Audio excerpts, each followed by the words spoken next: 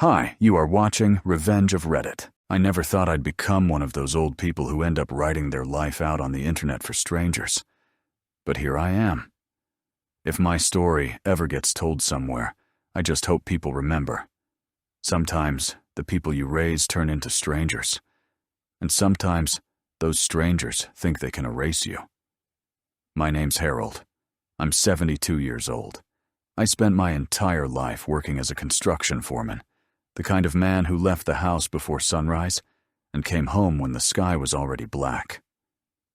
My wife, Linda, passed away 5 years ago. I thought the worst pain I'd ever feel was watching her die in our bed from lung cancer. I was wrong. We had one child, Emily, my golden girl. She was the kind of kid other parents envied. Straight A student, always polite, always smiling. When she got accepted into college, Linda cried. We thought we'd done something right. When Emily got married to a guy named Craig, I thought I was gaining a son. He was charming, soft-spoken, a little too polished for my taste, but polite enough that I ignored the unease. Linda and I bought this little 3-bedroom house in the suburbs back in the 80s. It was small, but we built our life here. Every dent in the wall, every creak in the floorboard, I knew where it came from. After Linda passed, the house felt like a tomb.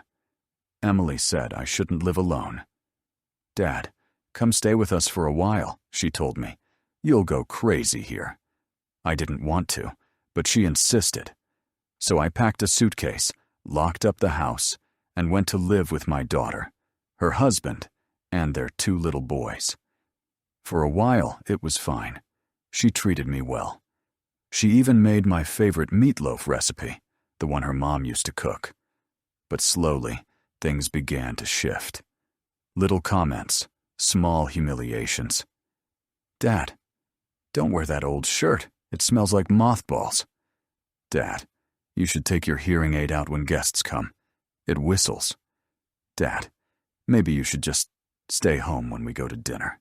You get tired." It was never cruel, but it chipped away at me, piece by piece. And Craig? He just smirked. He never said a word in my defense. Then one evening, I overheard them talking. I'd gone upstairs early because my back was killing me. I heard my name. I shouldn't have listened, but I did. Craig said, "He's not going to make it much longer, Em. He's what, 70-something? You said he put the house in your name already, right?" Emily replied, laughing softly. "Yeah. He signed it over years ago. It's basically mine now. Once he's gone, we can sell it and finally move out of this place."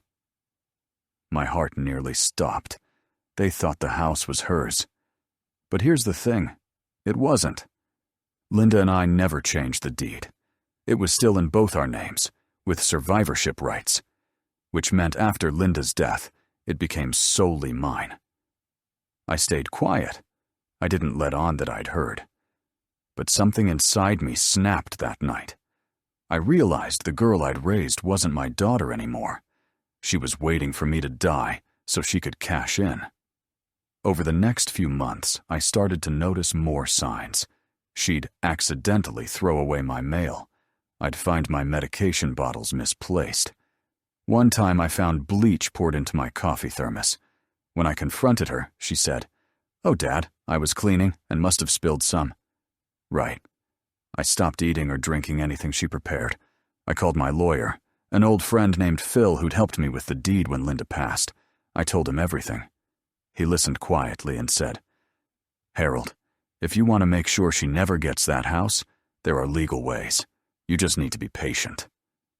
And I was patient.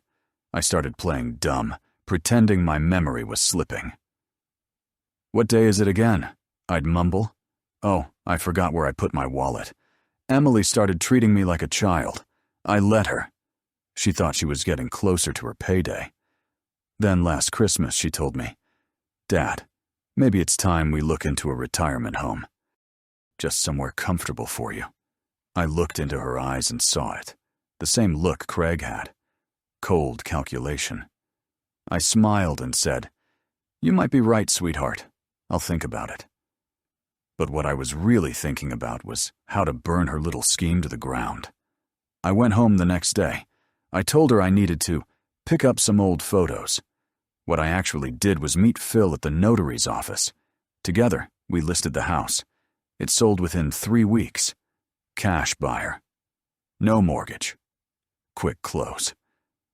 When the sale went through, I moved into a small rented cabin 3 towns over. Quiet, cheap, surrounded by trees. I didn't tell Emily a word. I just stopped answering her calls.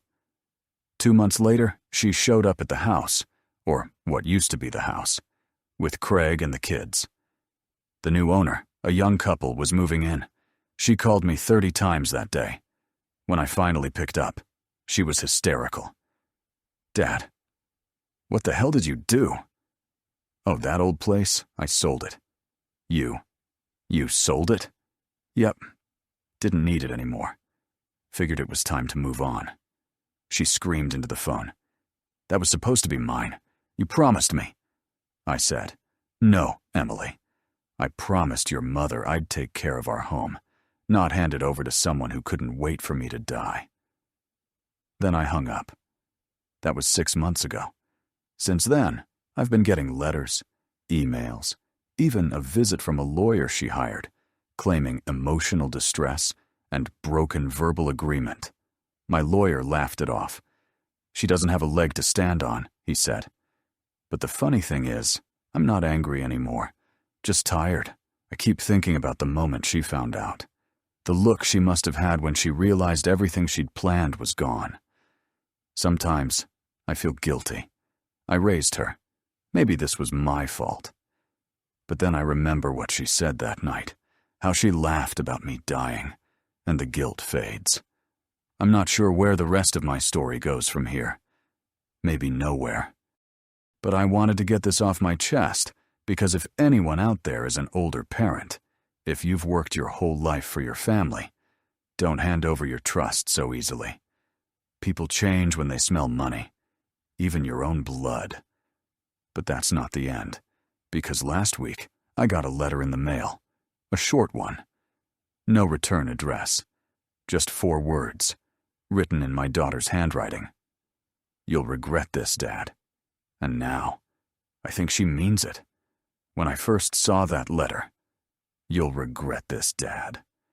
I thought it was just an emotional outburst, something written in the heat of the moment. I even chuckled.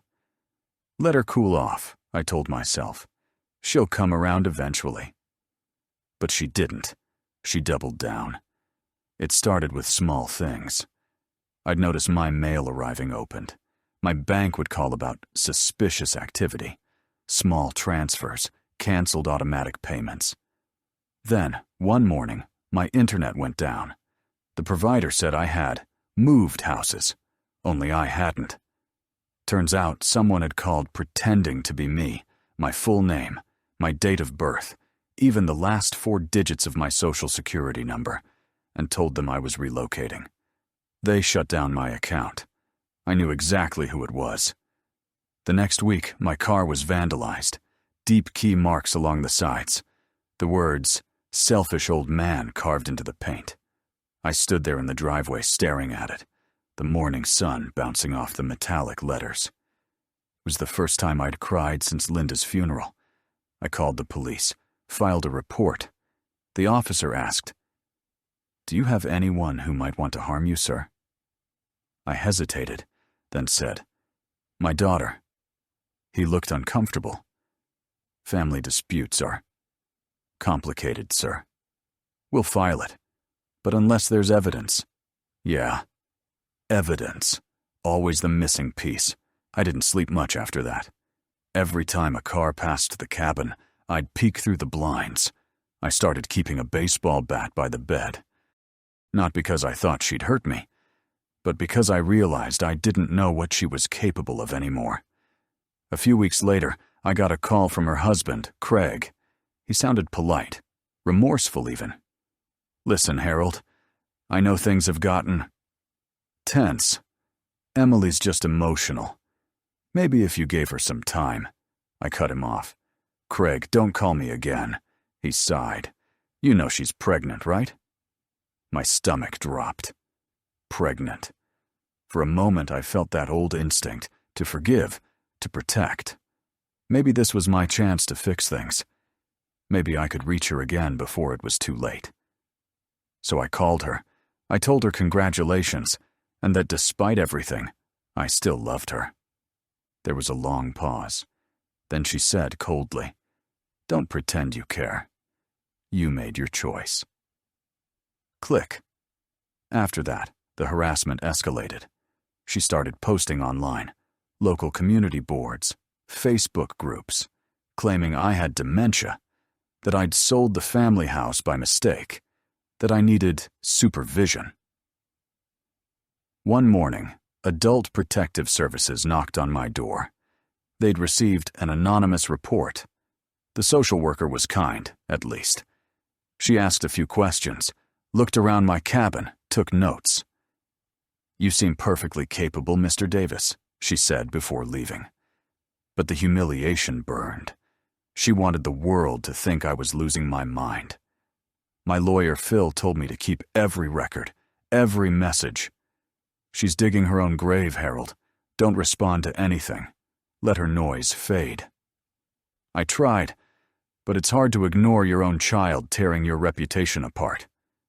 Then came the breaking point. One night in March, I woke up to a bright orange glow outside my window. The trash bins were on fire. The flames licked the side of the cabin, catching on the dry leaves. I ran out in my pajamas, grabbed the garden hose, and sprayed until my arms ached. The fire didn't spread far, but the heat was enough to blister the paint on the siding. The police found no witnesses, no cameras. But they did find a lighter, a pink one, with tiny cartoon stickers. Emily used to decorate her lighters like that when she was a teenager. That was it. Something in me hardened that night. I wasn't going to be her victim anymore. I hired a private investigator, a quiet man named Grant, a friend of Phil's. Within 2 weeks, he found everything. Screenshots of her fake posts, IP logs, and even emails from a burner account she'd used to contact my bank. He said, "She's crossed several legal lines. Fraud, defamation, possibly arson if we can tie the lighter to her." I didn't want her arrested, not yet. I wanted her to understand what she'd become. So I planned something else. Grant helped me dig deeper. He found out she and Craig were drowning in debt. The perfect family was hanging by a thread. 2 mortgages, a leased SUV, unpaid medical bills. That house she thought she'd get from me? It was supposed to save them. I told Phil, I want to give her a gift. He raised an eyebrow. A gift? Yeah, something she'll remember. We created a fake inheritance account.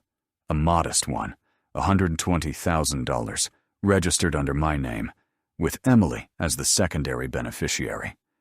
We leaked the existence of the account through an old acquaintance of hers, someone who still talked to me.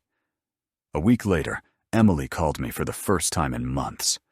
"Dad," she started, her voice trembling with forced sweetness. "I've been thinking about what happened. I was awful to you. I'm sorry. I miss you." I let her talk. I didn't interrupt. When she finished, I said softly, "I'm glad to hear that, sweetheart. I've missed you too," she cried, or pretended to. "Can I visit? Maybe bring the kids?" "Of course," I said. "Come this Sunday." When she arrived, she looked different. Tired, pale. There were dark circles under her eyes. But that fake smile, I knew it anywhere. We had dinner. I cooked. She complimented the meal. She even hugged me before leaving. "I love you, Dad," she said. And for a fleeting second, I almost believed it. That night, she called again. "Dad, can I ask you something? I heard from Aunt Maggie that you've been sorting out some inheritance stuff." I smiled to myself. "Oh, that. Yeah, just some planning for when I'm gone." "Oh," she said, pretending to hesitate. "Do you need help with that? I mean, I could handle the paperwork if you want." And there it was, the greed, thinly wrapped in concern. I told her I'd think about it. Then I sent Grant a message. It's time. Over the next few weeks, we let her dig the hole deeper. She forged my signature on a few transfer forms we'd baited her with. We had everything: fingerprints, timestamps, surveillance from the courier pickup. Then, one morning, I had Phil deliver the papers to her house. A cease and desist order, along with a pre-signed affidavit stating she had attempted identity fraud and financial manipulation of an elderly relative. Attached to it was a note in my handwriting. "I taught you better than this." Craig called me that night. He was furious. "Do you have any idea what you've done? You've ruined her life," I replied calmly. "No, Craig. She ruined her own life when she stopped being my daughter and started seeing me as a wallet." He hung up. I haven't heard from him since. 2 days later, Emily showed up at my cabin. No warning, no call. Just her, standing in the rain, soaked through, mascara running down her cheeks. "Dad, please," she begged. "I didn't mean for things to go this far. I was desperate. Craig lost his job. We're about to lose the house." "Emily," I said quietly, "you tried to ruin me. I thought after Mom died, you didn't care anymore. You shut down. You stopped visiting. I felt abandoned." For the first time, I saw something real. Not the manipulative adult, but the broken child underneath. But even then, I couldn't forget the fire, the lies, the letter. I sighed. "You made choices, Emily. And now, you live with them." She sobbed. "Please don't press charges." "I won't," I said. "But I'm done being in your life." She left, slamming the door so hard it rattled the frame. Through the window, I watched her taillights fade into the storm, and for the first time in years, I felt free. That should have been the end. But karma doesn't move in straight lines. It loops, it twists, it whispers. A month later, I got a call from the hospital. Craig had been in a car accident, drunk driving. He didn't survive. Emily was there, in the waiting room, when I arrived. She looked like a ghost. When she saw me, she didn't say anything, just collapsed into my arms, sobbing like a child. And against all logic, I held her. For weeks, I helped her with the funeral, the paperwork, the kids. We never talked about what happened before. It was like both of us agreed to bury it under the grief. Maybe that's the curse of parenthood. No matter what they do, a part of you still wants to protect them. But deep down, I knew the story wasn't over. After Craig's funeral, Emily moved back into her old apartment with the boys. She was quieter, softer, like someone had carved out the sharp edges and left a hollow shell behind. For a while, she called me every other day, sometimes just to talk, sometimes to cry. I always answered, because that's what parents do, even when they shouldn't. I thought maybe this was healing. Maybe tragedy had reminded her what really mattered. But time has a way of revealing what grief hides. A few months after the funeral, she started asking small questions. "Dad, what's in Mom's old jewelry box? Do you still have that savings account from the house sale? Who's your executor in case something happens to you?" The first time I ignored it. The second time I deflected. The third time I said, "Emily, stop." She laughed nervously. I didn't mean anything by it, just making conversation. But I knew better. The hunger was back, quieter now, buried under guilt and desperation. But it was still there. She'd lost everything. And somewhere deep inside, she believed I was her safety net. I wasn't. I had already transferred most of my money into a charitable trust in Linda's name. After I passed, everything would go to scholarships for trade school students, kids like me, who worked with their hands and didn't have much. Emily would get nothing but my mother's wedding ring and a sealed letter. And I didn't do that out of cruelty. I did it because money had already poisoned her once. I wasn't going to let it finish the job. That summer, she asked if she could bring the boys to visit. I said yes. They were good kids, 7 and 9, polite, bright, and completely unaware of the war between their mother and me. For a weekend, it almost felt normal again. We fished, grilled burgers, watched old cartoons. Then, after they went to bed, Emily poured herself a glass of wine and sat beside me on the porch. "Dad," she said quietly, "do you ever wish you could start over?" I looked at her. "What do you mean? With Mom? With me? With everything? Like, take back all the bad stuff." I took a long breath. "Every day," I said. "But wishing doesn't fix what's broken." She nodded slowly. "Maybe not, but trying does." For the first time in years, her eyes didn't look calculating. They looked tired. And for a moment, I saw my little girl again, the one who used to sit on my shoulders while I painted the house. We talked for hours that night, about Linda, about mistakes, about fear. When she left the next morning, I actually felt something like hope. But hope is a dangerous thing. It makes you forget what people are capable of. A week later, I got a call from Phil. "Harold," he said, "I just got contacted by someone claiming to be your power of attorney. A woman named Emily Davis." I froze. "She what?"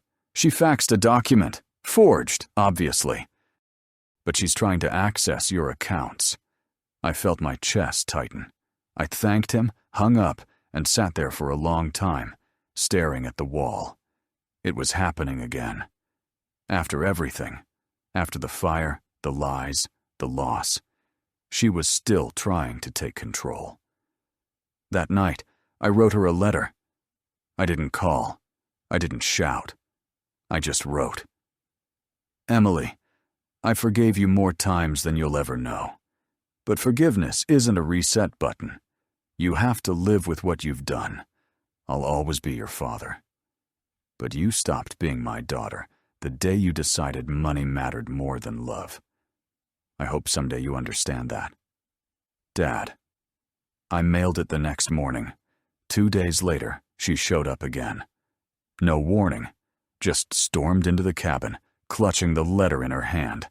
Her face was red, her eyes wild. "You can't do this to me," she shouted. "You can't keep punishing me." I stood up slowly. "I'm not punishing you, Emily. I'm protecting myself." She threw the letter on the table. "I'm your daughter. I deserve something."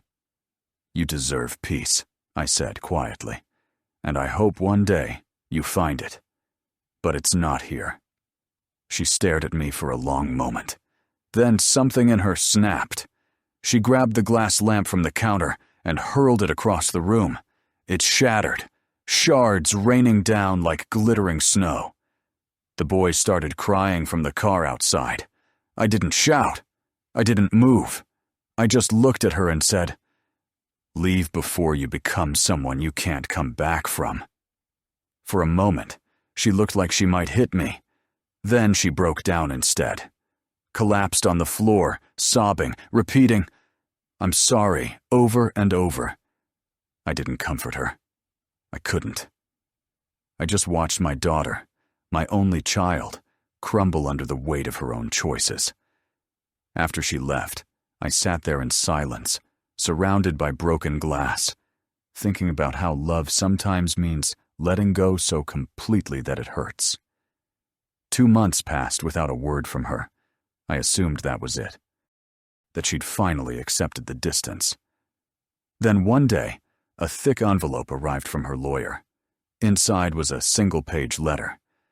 Emily had checked herself into a treatment center for emotional dependency and compulsive behavior. She'd listed me as her emergency contact. At the bottom, in her handwriting, she'd written, "I don't deserve forgiveness, but I'm trying to earn it." For the first time in years, I cried without anger. It's been 3 years now. Emily is sober, working again, raising the boys on her own. She still calls me sometimes. Not for money, for advice, for company, for the kind of quiet conversation that doesn't cost anything. We're not close. We may never be. But there's respect again. A fragile thread between us. Last Christmas, she sent me a small box. Inside was a framed photo, the four of us, back when Linda was still alive. On the back, she'd written, "You sold the house I thought was mine, but you gave me something better, a chance to build my own." I keep that photo on my nightstand. Sometimes when I sit on the porch at sunset, I think about how everything could have gone differently. How one lie, one greedy thought, one spark could destroy decades of love. But I also think about how even the worst betrayals can teach you something about the truth of family. It's not about blood. It's about who's willing to face their own darkness and come back from it. Linda used to say, "Love doesn't mean staying. Sometimes it means walking away and hoping they follow the light on their own." She was right. Emily's not the little girl I once carried on my shoulders. She's not the woman who tried to burn my life down either.